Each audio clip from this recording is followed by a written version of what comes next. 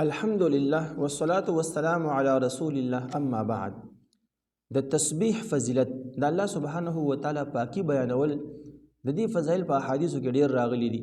ابو هريره رضی الله عنه فرمایي چې رسول الله صلی الله علیه وسلم فرمایلی دي من قال سبحان الله سوچ سبحان الله وي وبحمده سبحان الله وبحمده في يوم 100 مره سبحان الله وبحمده په یو ورځ کې سل کرته وي نو حطت عنه خطاياه وان كانت مثل زبد البحر. د دې انسان نه الله سبحانه و تعالی ټول ګناهونه وريږي اگر کړه د ګناهونه د دریاب د زک په برابر باندې ولي نه یو. سبحان الله وبحمده دې کلمه کې دومره زور دی چې د انسان ټول ګناهونه په دې باندې ریږي.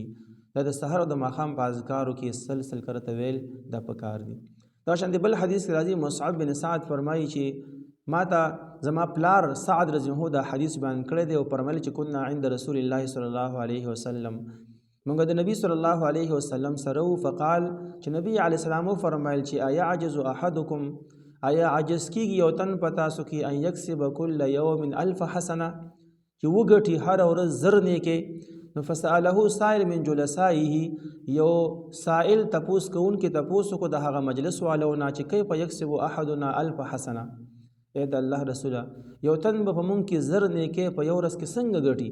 نبی صلی الله علیه وسلم فرمایل چې یسبح 100 تسبیحه سل کرده د سبحان الله وی فیكتب له 1000 حسنه د هغه انسان د پاره به زر نیکه دغه په عمل نامه کې ولیکل شي او يحط عنه 1000 خطیئه زر گناهونه بچ کم ده زر خطایا د عمل نامې نه د محو شروانی بشي.